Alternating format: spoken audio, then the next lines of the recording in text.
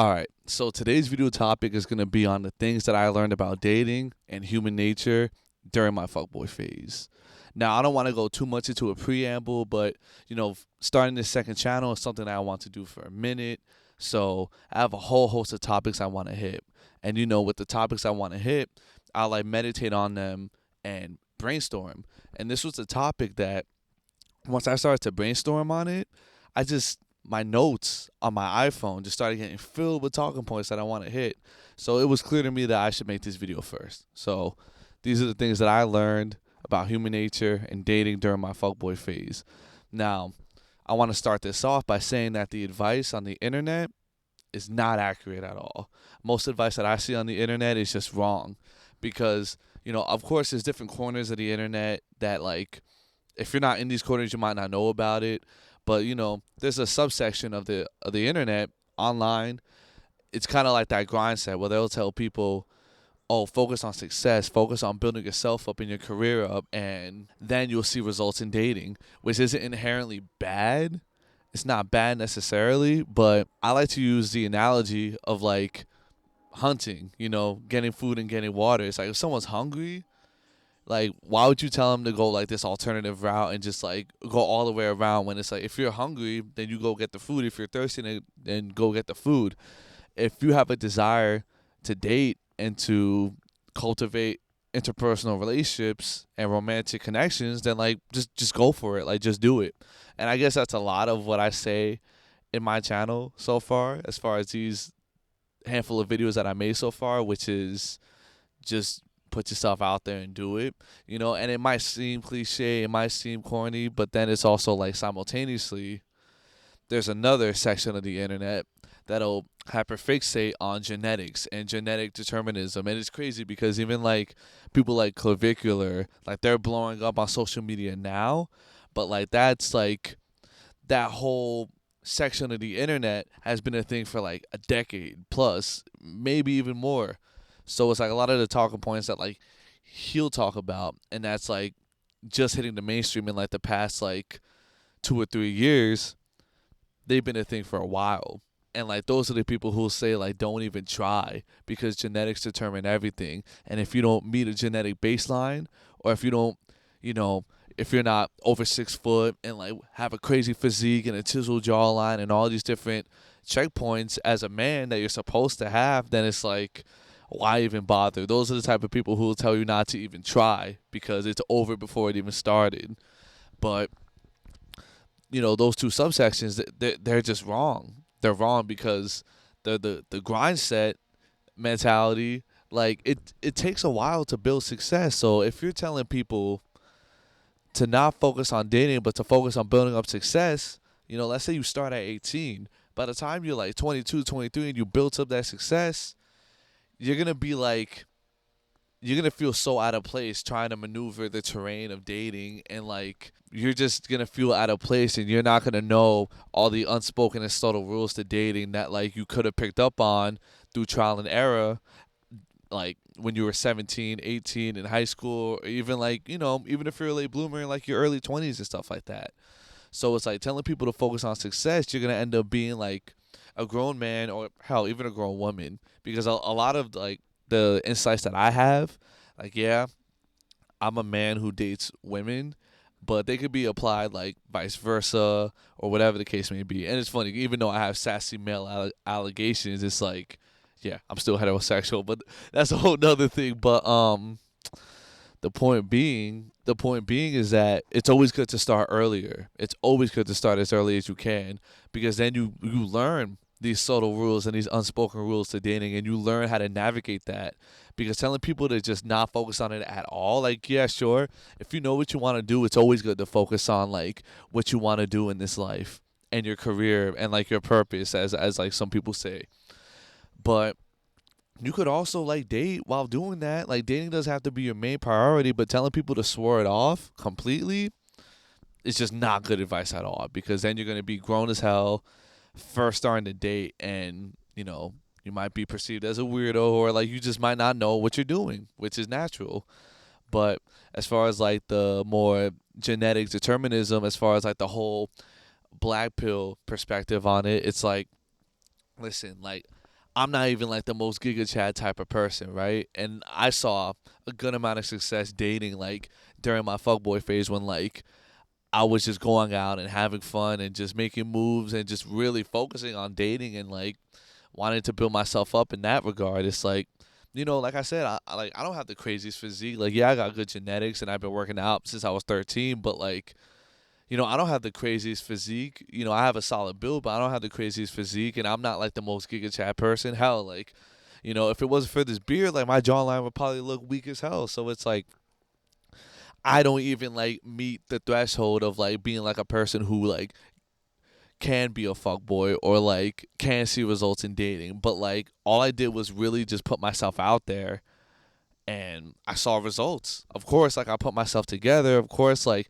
my hygiene is up. I use cologne. I work out. Like I like just got like a new haircut and stuff like that. Like of course I put myself together and I put myself out there and I go out and I like, especially back then, like I went out more often than I do now, and like I put myself in a position to like see results in dating. So it's like the people who tell you that like self improvement doesn't work or like it's over before it even began, like those are people who are just coping, quite frankly. And it might ruffle some feathers because like the black pill community, they like stay on the internet type shit. They stay on the internet. But if you go outside and see, like it's really like it's really not as challenging as like people who overthink and overanalyze make it seem. Like all I did was just put myself out there and like eventually I started seeing results and I started seeing a lot of results. But aside from like the internet, like I'm gonna go through my talking points and go through the things I want to talk about. So one insight that I have is that there's always someone who gets hurt in casual dating. Very rarely do two people agree on having a relationship that's like just physical and just casual and it ends up working out. And that ties into the whole situationship thing like in our generation because like the situationship thing I really only saw it come up like a handful of years ago. And for those who don't know, a situationship is basically like two people who are dating but they're not together, but like the lines end up blurring to a way to where it's like they're not just casually seeing each other. There's something more, but they're not official. It's a whole bunch of blurred lines, and in situationships and in casual dating, 9 times out of 10, someone ends up getting hurt. And it's funny because my twin brother, he just got out of a relationship last year, and he was in that relationship for about 3 years. And once he started to date again, he was just asking me about dating because he hasn't been single in a long time. And he asked me about situationships because it's crazy. Because situationships started becoming a thing like as he was in that relationship. So getting out of that relationship, he was like, "What the hell is a situationship?" So I explained it to him, and it's funny because like I don't ever really bullshit, especially like with my family. I'll just keep it a buck. I'll keep it 1,000. So I told him I was like in a situationship, the whole meme of like are you the one with no self respect or the one with attachment issues? It's like that is completely accurate. And I told him that I was like, there's either like a winner or a loser in a situationship, and I know that might be crazy to say, but like it is accurate to where it's like there's one person who is like okay with the dynamic and doesn't want to move things further, and there's always one person who likes the person more. There's always one person who likes the other person more than they like them. So like there's always one person who is hoping that it'll turn into a real official exclusive relationship, and there's another person who is completely fine with the dynamic of just hanging out and getting some intimacy but like still being single. And I told him that I was like, yeah, there's a winner and there's a loser in situationships, and that is very accurate because it's funny because I even said when he asked me about that, I was like, I've been both, and that is true.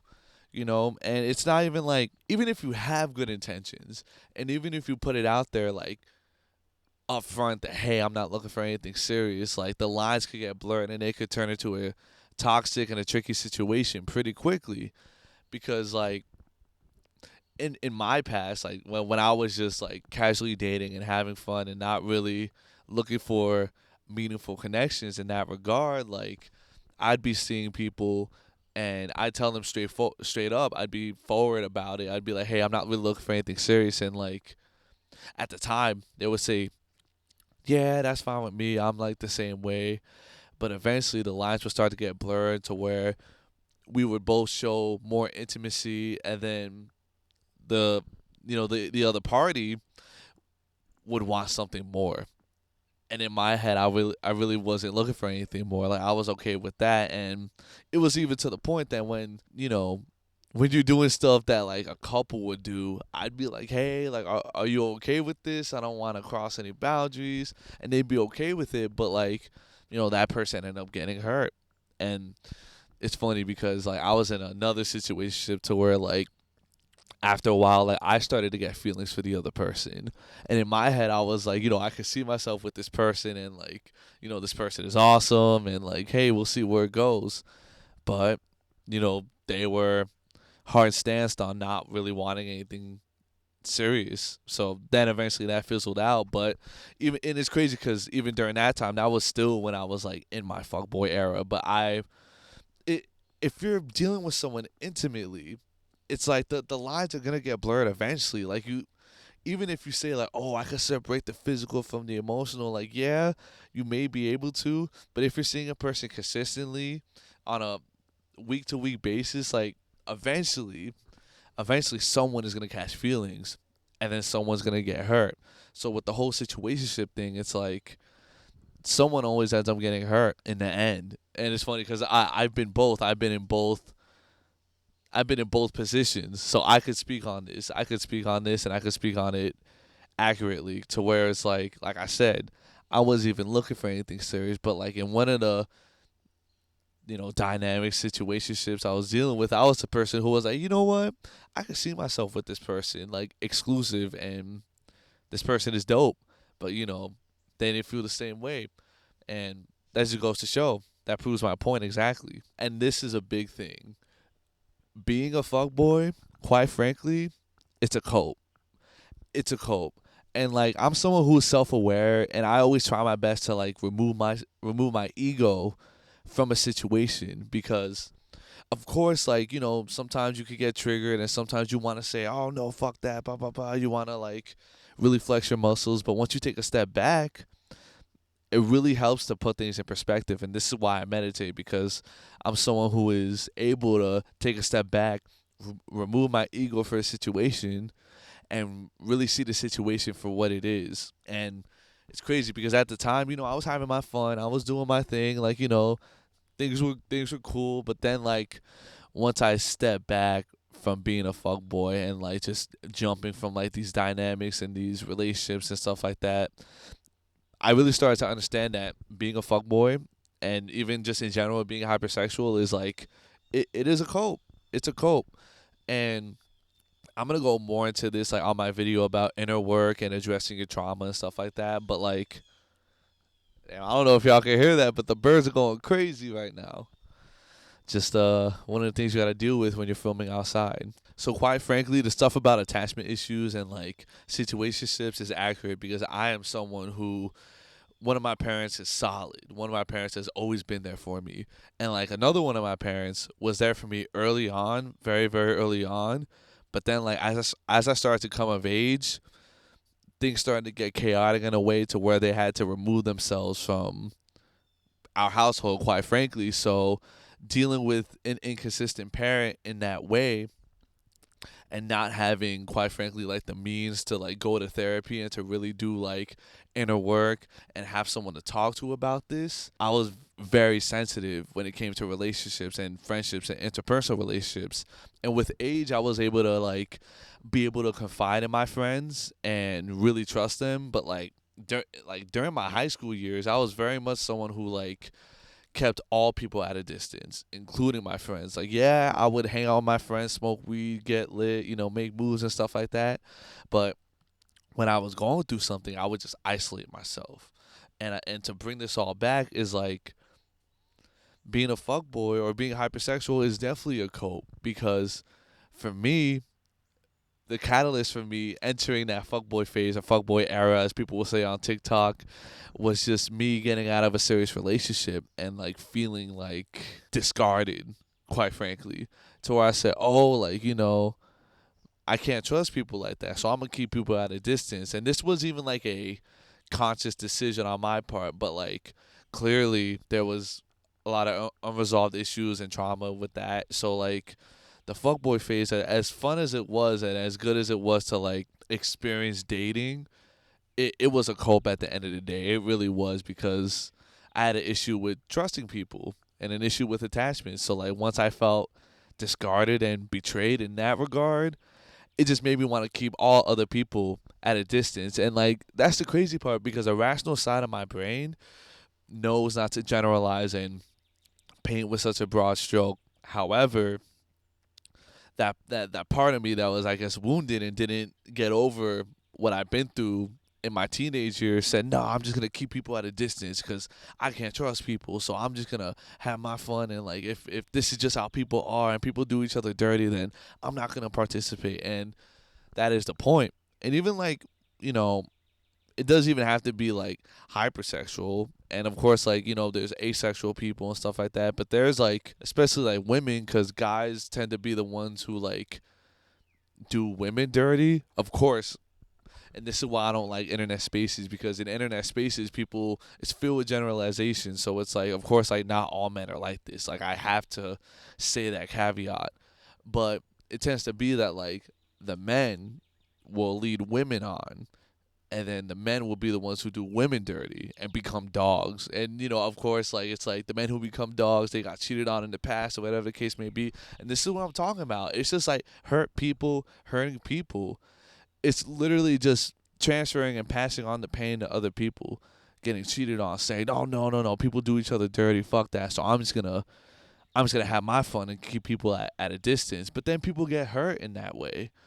But the point being is that even like, not, I don't want to say asexual people, but because I don't know much about like ace people in that regard.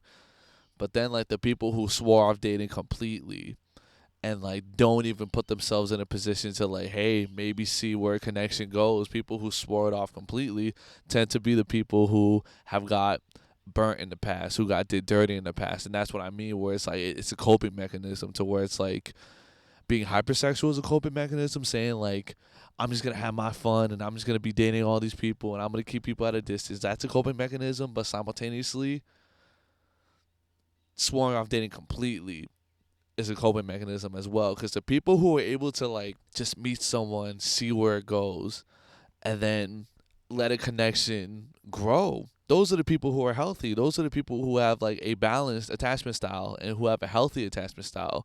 Those are the people who aren't like avoidant or anxious or whatever the case may be.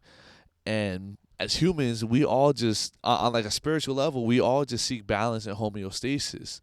So it's like going the extreme in one side or the other side is a coping mechanism. Quite frankly, it's cope. It's cope. Want to make sure my mic is on. But since we're talking about the female perspective, I do want to say like another thing I learned during my fuckboy era is what girls say when girls say if he wanted to he could. That's 100% accurate. Girl, like women, they hit the nail on the head with that, because it even applies to both men and women. Like, you know, I have friends of mine who are like now just really starting to date, who are now just really like getting the confidence to put themselves out there. And it could work in like if you're a man dating or if you're a woman dating, because for men, if she wanted to, she could, to like put it in that verbiage. It's like when guys get mixed signals, it's not a mixed signal. It's like if she wanted to, she could. Like if she really liked you, you know, she wouldn't make it so hard. She wouldn't be inconsistent. She wouldn't be flaky. You know what I mean? If she wanted to, she could. And then the same thing goes with like if he wanted to, he could. But that's a little different, because with guys, like guys are more inclined to like date a girl but like not put a title on it. So if he wanted to, he could. From a woman's perspective, is a guy going the extra mile, being old school in regards of like getting flowers or like showing up or like just doing the little things, or even just seeing the relationship progress and move forward and eventually turn into something that is exclusive and that is like a real relationship.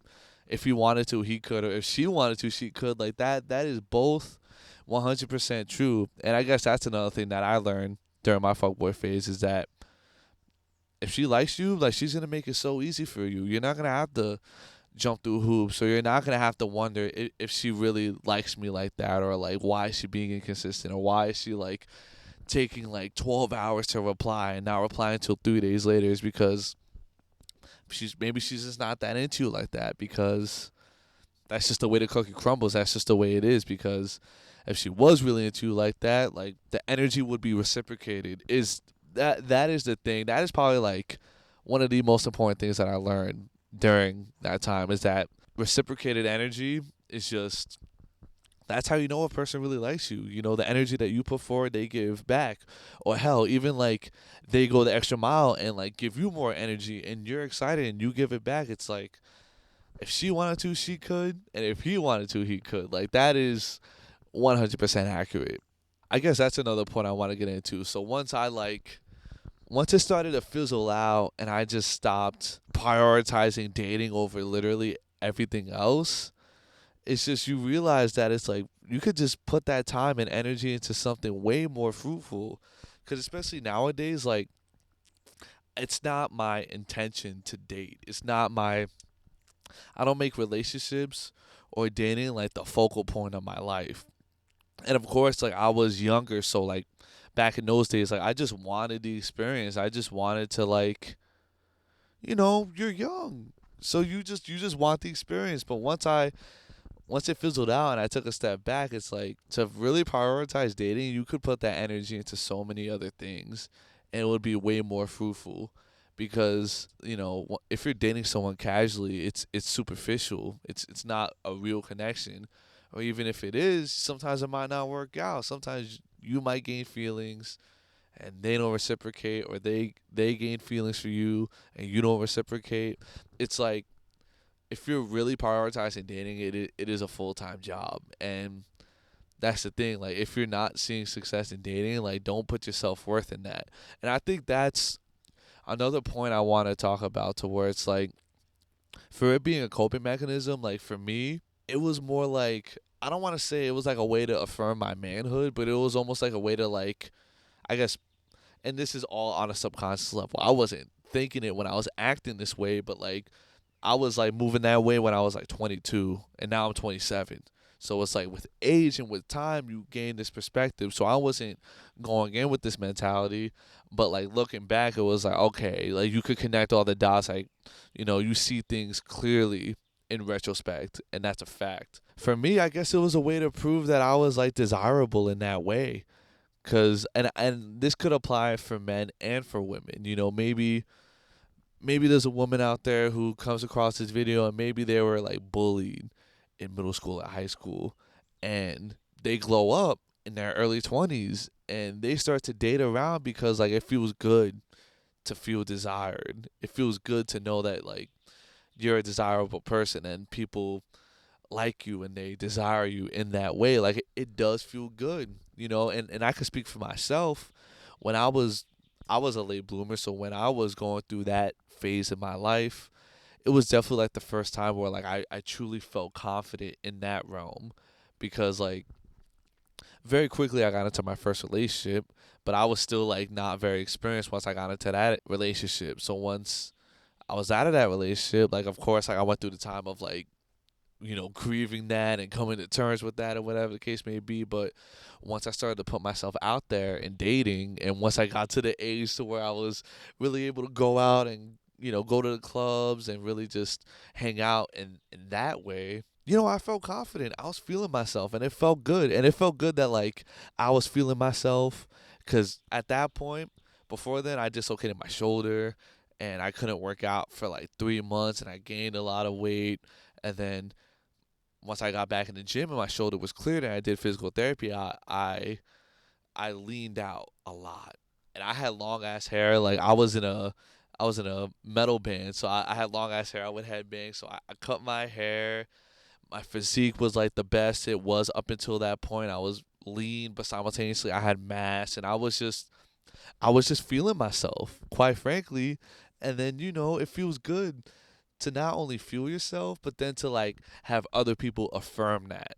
So I guess like to me, it being a cope in a sense, like not even necessarily that it was a cope, but it was the first time in my life where I felt like really confident in myself, and I felt desirable, and it felt good to know that other people saw that in me too. And like I said, this could be like, if you're a man watching this, if you're a woman watching this, that's usually how it goes. You glow up, and then for the first time in your life you feel desirable. And it's like, some people feel desirable and they don't go full force into like just casually dating, which is, those are the more healthier, balanced people who just, they'll meet someone they're like and they just settle down and that's it. They have no desire to like put themselves out there in that way. But yeah, sometimes it's just nice to feel desirable, quite frankly, and that's like, it's a very human thing. Like, it is not a bad thing at all. And I guess that's another point too, where it's like, the people who say that it's over before it even started, and who like hyperfixate on genetic determinism. It's like, that's just not true, because I was someone, like, I grew up tall, skinny, and slender, and I started working out and I put on mass and my body composition started to change and I filled out. I cut my hair, I grew my beard, and then, like, all these little factors compound and they add up. And before I knew it, like, it's not that I'm a Chad or anything. I'm not like this Giga Chad killing shit. But before I knew it, like, I was desirable to women, and I was feeling myself and they were feeling me back. And it's just, a little goes a long way. And even if you do all these things like the self improvement stuff, it's like, even if your threshold isn't necessarily high or your baseline isn't high, because I'm not gonna swarf genetics completely. It's my genetics why, like, my frame is like this, and genetics do determine certain things, but it's not the end all be all that people ascribe to it. Is my point. Yeah, just like working out, going to the gym, really just boosting my confidence. It went a long way. It really did. So it's not over. It is not over, bro. Straight up, it's not over. All right. Another thing that I learned during that phase, I will say, is that I definitely learned what works and what doesn't. People have advice on the internet and people tell you these things, and it's like, to go out and to do it yourself really shows. To experience it firsthand really shows, because dating is not as overcomplicated as people make it out to be. Because like these dating coaches and these like red pill guys and black pill guys, they'll have like a board full of notes, and it's just like all these circles and all these arrows, and these people going crazy like with the visuals of like, yeah, this is it, and this is what not to do, and like all these like weird terminology and just all these different things. And especially like, I guess the pickup artist, that was like before my time, but the pickup artist stuff is just like, it's clear that like those were people who are like a little more nerdy and they needed the vernacular to explain all these different things. But even like the red pill, the black pill stuff and advice online, it's like they just overcomplicate things, and they come up with all this lingo and all these terms that, like, yeah, it may help you understand, but it just overcomplicates things and it could be confusing to a lot of people. So for me, just really putting myself out there, seeing what works and what doesn't, that was leagues better than just going online and figuring out what to do and what to do. Because it's really as simple as, if they like you, they like you, and if they don't, they don't, and they're gonna show you through their actions. You know what I mean? And of course, there's things you could do to help. Like back in the day, I was definitely the type of person who would not keep the momentum going. So I'd be talking to someone for like a long time, and then it would just kind of fizzle out. So it's like, you want to put as like, as the man, and it's like, I'm a leftist, so I clearly acknowledge like the patriarchy and feminism and all these different things. Like, I am a staunch leftist. So like, a lot of the advice online is like deeply misogynistic, and it is just deeply patriarchal and conservative, and it's just, I've never vibed with that. It's never resonated with me at all. However, the patriarchy being the system that we're in, being like the societal element that we live in, it's like, as a man, like, you're expected to do certain things, and as a man, it's so funny because it's like gender war cliche stuff, but it's true. But as a man, like, you're expected to make the first move, you're expected to initiate, you're expected to do all these things, and if you don't, it tends to fizzle out. Like the patriarchy, I can acknowledge that, because I can acknowledge that the patriarchy is wrong, but simultaneously it is like the overarching societal influence over us. So even if people are leftists, even if people are more like aware of these things, they tend to fall for patriarchal thinking or like more traditional what's the word I'm looking for? Frameworks. I had to learn myself firsthand just through like several bags that I fumbled.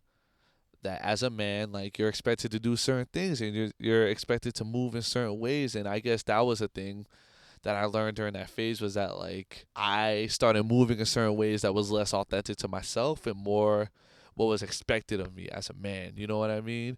Because like early on, especially when I was dating, I was more shy. I was more shy, and I like I'd be nervous to make the first move.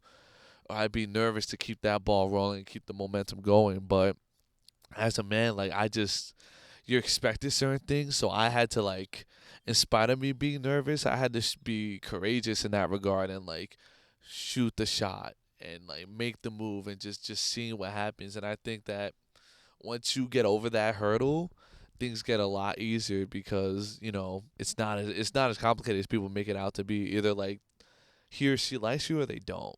And as a man, you're expected to make the move and initiate and do all these things. So it's like it's either adapt or die. So I learned to put myself out there. I learned to shoot shots and make moves. And that's another thing. Like I made it obvious my intention. You know what I mean?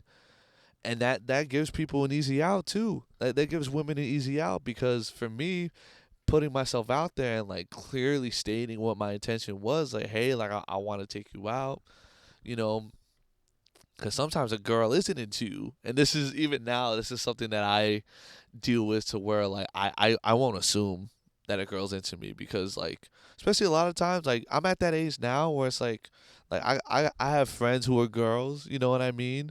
And it's like sometimes a girl is just chill. It's just cool and it's just nice. So it's like don't think that like every girl you encounter is like a potential partner or a potential connection when it's like, she could just be chilling. You could just have similar interests, The point being is that understanding what was expected of me as a man, it helped me to move forward and it helped me to get experiences and just to see what works and what doesn't. Because quite frankly, just that whole nonchalant thing, it's not as bad as people make it out to be because with me now, like especially like I'm not like actively dating, but then I'll meet people organically. I'll meet people at functions. I'll meet people at shows, and things work out or they don't. Like going in with an open mind is the best thing, and going in with an open mind in the sense of like, if this turns into something more, then that would be nice, and if it doesn't, then that's cool too. Definitely having a more relaxed approach to dating and not being like, oh, like, I have to find a partner, and if I don't, then I'm doomed. Like that is the wrong mentality to have straight up, and just meeting people organically. I found, especially right now, maybe it's just the phase of life that I'm in right now, but that is the most ideal way to meet people because dating apps are cooked, it's dystopian, it's strange, so I just rather not participate, quite frankly.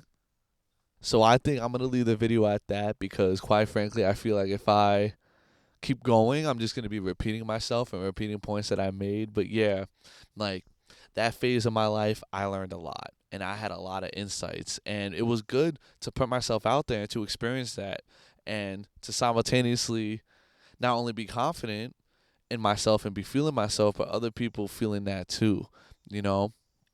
And dating may be hard in this generation. It may not be ideal, and it may be type dystopian with dating apps and all these types of things. But just don't get too lost in your own sauce. Don't Either extremes is just too much. Of course, if you're going through something, feel it out, remove yourself from it. But it's good to get experiences. It's good to have fun, but just date with an open mind and don't be too rigid on either side of the spectrum. Either just dating casually and that's all, or just not dating at all, because don't downplay it. Like humans, we thrive in connection. We thrive in friendships, relationships, intimacy. Just we need each other. Like on some hippie shit, we really need each other. So downplaying relationships and downplaying friendships and all these types of things is not the way to go because experience and connection is everything. So nah, something just went past me real quick. But yeah, if you like this video, like, comment, subscribe, all that type of stuff, and check out my other videos. And I'm gonna be dropping videos like this pretty consistently. And I have a main channel where I post video essays. So if you like video essays and music and all types of music, go check that out. And I'm out of here. Peace.